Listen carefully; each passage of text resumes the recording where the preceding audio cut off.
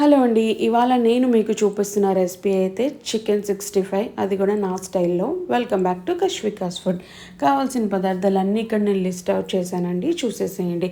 ఖచ్చితంగా ట్రై చేయండి, ఎలా వచ్చిందో నాకు కమెంట్ చేసి చెప్పేసేయండి. ఇక్కడ చూడండి, నేను స్కిన్లెస్ చికెన్ 1/2 కిలో తీసుకున్నాను. దీంట్లో బోన్స్ ఉన్నాయి, వితౌట్ బోన్స్ కూడా ఉన్నాయన్నమాట. ఒక 2 to 3 టైమ్స్ బాగా వాష్ చేసిన తర్వాత వాటర్ లేకుండా ఒక బౌల్లోకి అయితే తీసుకొని, నేను అన్ని రెసిపీస్లో మీకు చెప్తున్నాను కదా, చికెన్ రెసిపీలో మ్యారినేషన్ ప్రాసెస్ అయితే సేమే ఉంటుంది.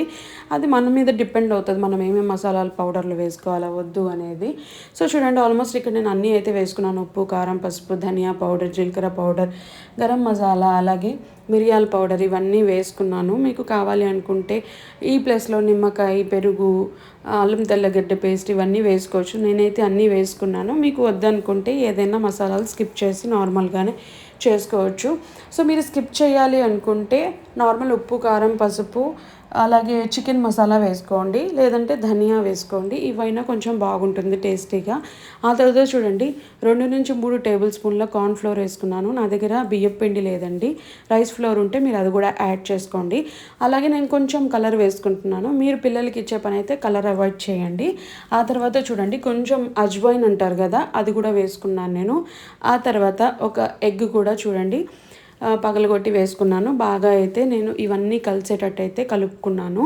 సో ఇవన్నీ కలుపుకున్న తర్వాత నేను ఒక 45 to 1 hour అయితే ఫ్రీజర్లో పెట్టేశానండి. బాగా రెస్ట్ అయితే ఇచ్చాను. మనం ఎంతసేపు రెస్ట్ ఇస్తామో మనకి పీస్ అనేది అంత జ్యూసీగా అండ్ టేస్టీగా ఉంటుంది. ఈ లోపల నేను ఆయిల్ కూడా ఇక్కడ పెట్టేసుకున్నానండి. చూడండి, ప్యాన్లో ఇది ఆల్మోస్ట్ హీట్ అయిపోయింది. ఆ తర్వాత చూడండి, నేను ఒక్కొక్క ముక్కగా వేసుకుంటూ ఫ్రై అయితే చేసుకుంటున్నాను. సో ఇదేంటంటే ఒక 50% కుక్ అయిన తర్వాత తీసేసేయండి. అలాగే మన దగ్గర ఎన్ని పీసెస్ ఉంటాయో అవన్నీ యాడ్ చేసుకొని లాస్ట్లో ఒకసారి మళ్ళీ అన్ని పీసెస్ వేసేయండి, ఇంకో 100% కుక్ అయ్యేలాగా. అప్పుడు ఏంటంటే కొంచెం క్రిస్పీనెస్ అనేది ఉంటుంది, అండ్ అప్పటికప్పుడు వేడిగా తిన్నట్టు కూడా ఉంటుంది. అంటే 2 టైమ్స్ మనం ఉడకబెట్టుకొని, అంటే ఐ మీన్ అదే ఆయిల్లోకి ఫ్రై చేసుకోవాలన్నమాట. ఆ తర్వాత చూడండి, టేస్ట్ కోసం నేను మిర్చీస్ అలాగే కర్రీ లీవ్స్ కూడా వేసుకున్నాను. అంతే అండి, ఎమ్మీగా చాలా బాగా వచ్చింది. ఖచ్చితంగా ట్రై చేయండి. Follow and subscribe. Thank you for watching.